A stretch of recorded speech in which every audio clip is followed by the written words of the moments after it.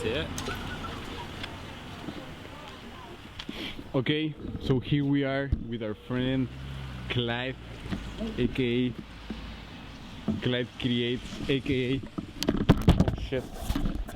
Hello, my name is Clyde Donald Montgomery, founder of Tapeworm Corp. Buy our merch. Today we're shooting on Bolex, which is a new experience for me as I only ever shoot 16:9 on the iPhone. How comfy is the camera for you? This is like the most uncomfortable piece of rock I've ever felt. But like ergonomics weren't invented yet when they designed this camera. Like what the fuck is this? Where's my focus puller? Like you just know it has history and it's seen a lot of amazing things. Yeah. I'm gonna shoot the most interesting thing, which is my shit. Send it. Yo. Send it. Yes. 3, 2, 1.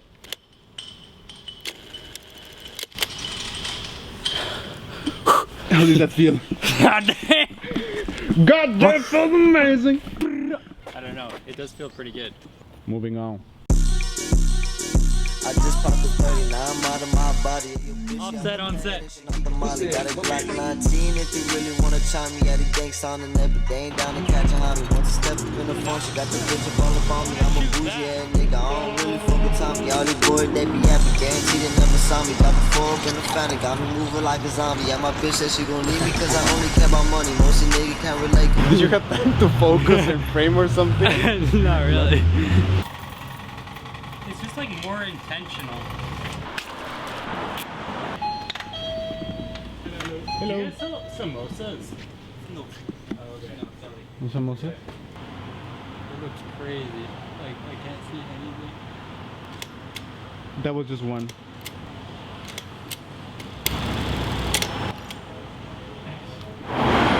And then Could be Kato teaches how to shoot Bolex. Oof. Do we want to try that? Yeah, that could be good. Okay.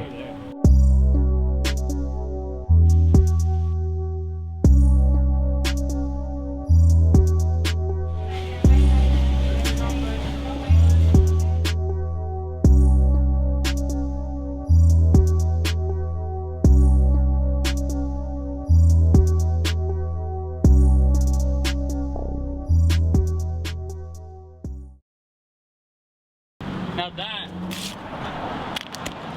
is it used? Oh, it's fresh, dude. Fucking pocket that shit, bro. Bianca's gonna be like, where'd you get that? And we're like, don't worry about it. Don't worry, babe. This is the starter pack. Practicing the camera movement. I could even zoom in. Yeah? But I'm scared. No, don't be scared, bro. You No, got it's not it. gonna be in focus though. No, I'll just zoom in with my face. Now I'm gonna do one more.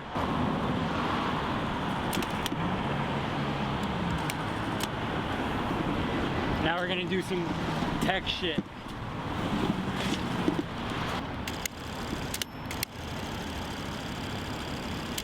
This segment could be called 10 meters. Fuck walkie-talkie.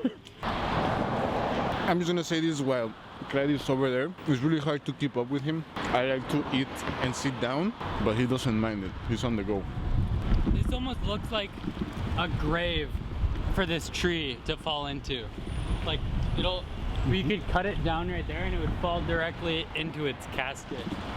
One of the many outrageous bylaws is that anytime there's construction, a tree has to get protected with dead trees. Kind of sadistic. Also, like, how is this really protecting this tree?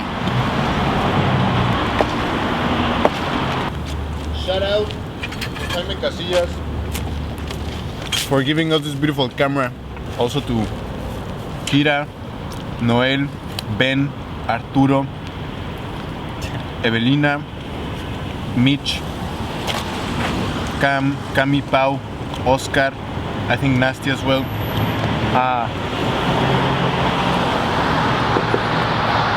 Which I think that's all of them.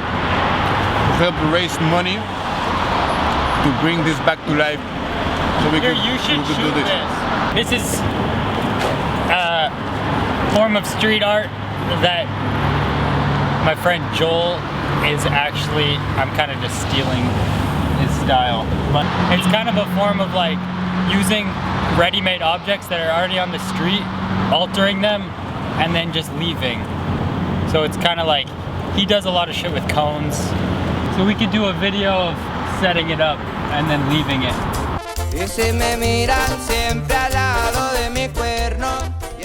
Like it's dangerous in a way, like it's dangerous public art, because I think public art is so fucking boring because it's so safe. I don't know, we're obsessed with like safety now, which is like a good thing generally, but like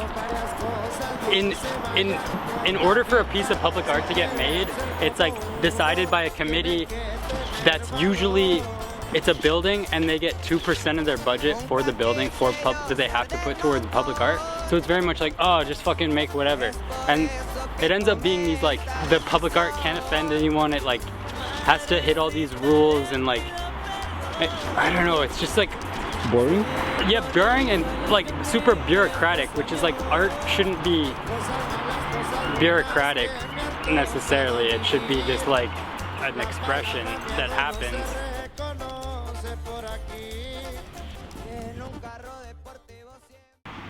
Well, this is the victory cigarette after we altered the peace in the public space. Yeah.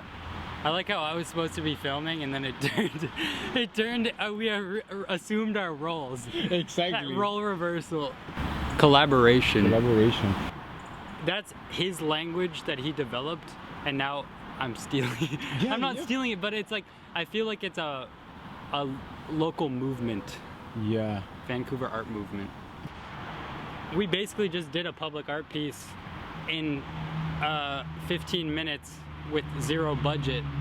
So it's like, and it's a temporary art piece too, which is another thing that I don't like about public art, is because they're like, well, let's make this bronze fucking sculpture of some asshole that like everyone's gonna hate in 50 years.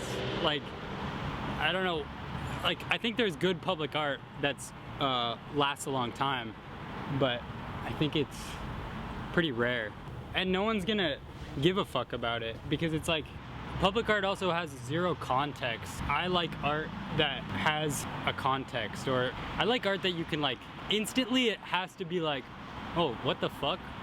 And then with that, you're like, is this even art? Like, this is just, I think that's also interesting too, is like, that, I think someone will walk by and see that and just be confused, which Yeah. I think it's funny to confuse people. For example, like graffiti. I think graffiti is different.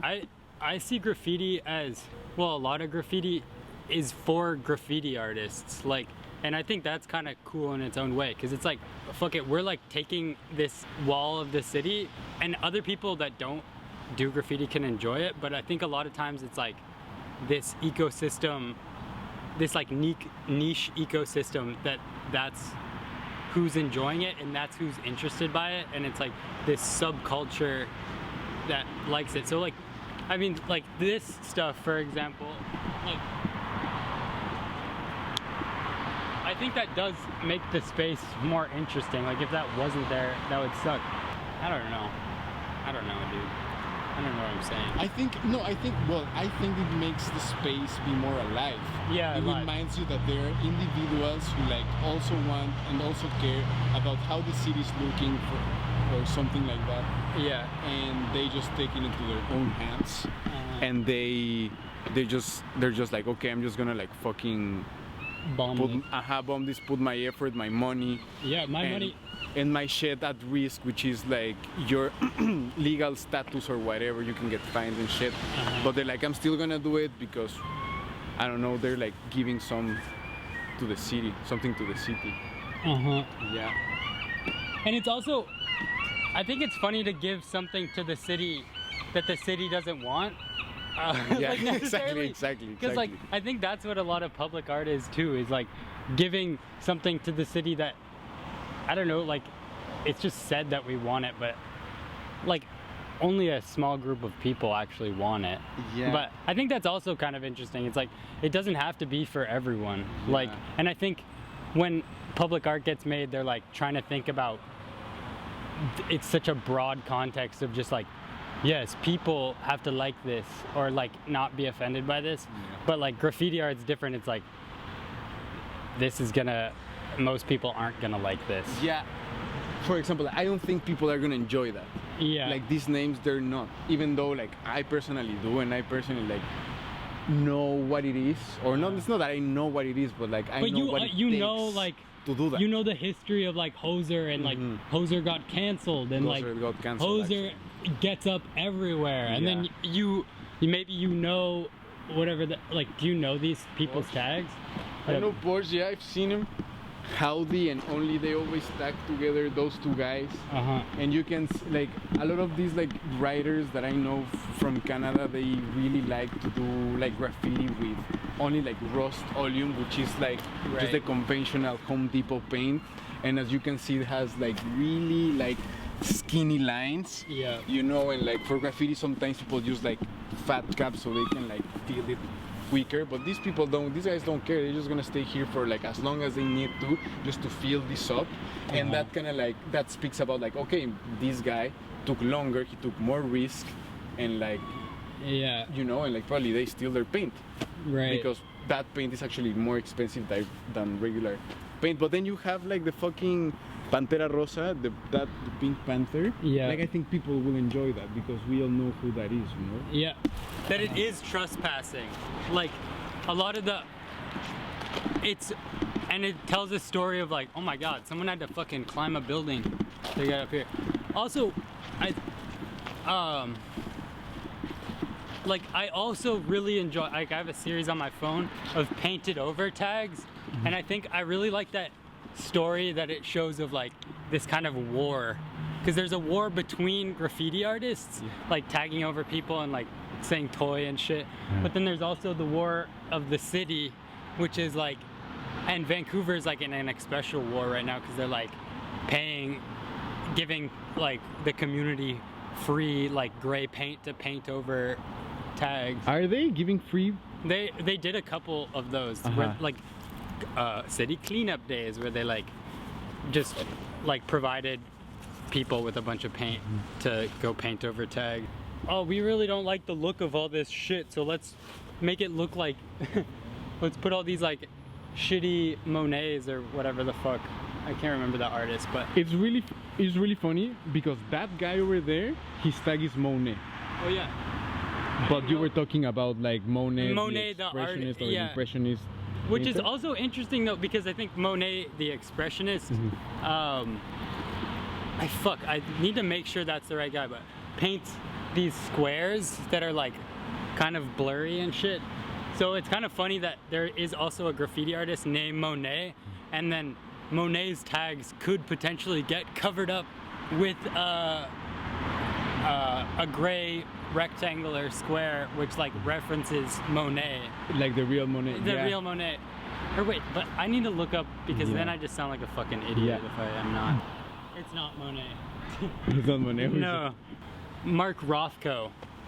Well, they all. Someone should start tagging Rothko then. It'd be funny if someone started tagging like just all these classical painters' names like Rothko. I'm gonna start tagging Rothko now. There you go. Well, Clyde needs to go and work on his art and be a responsible artist, because no one is gonna tell you when to do your work and how to do it. You need to take it in your own hands. Lens cap on. Tapeworm Corp. Follow. I feel like the ethos of Tapeworm Corp is like taking ownership of public, semi-private like areas in the city. Want to make a change or something, like just kind of do it, or like use your creativity with what you have too. Like that's a big thing of Tapeworm. It's just like, just fucking do it, bro. Yeah. I don't know. Like, No, yeah, me as it's a dumb, but follow Joel Radical Acceptance Cinnamon on Instagram. Joel does like a lot of public art with what's just there and like using no tools. And walkie-talkie, yeah, this was heavily influenced by walkie-talkie. Yeah. But that's all For now. Cosas malas, cosas buenas que me han tocado vivir. La palabra miedo no se reconoce por aquí.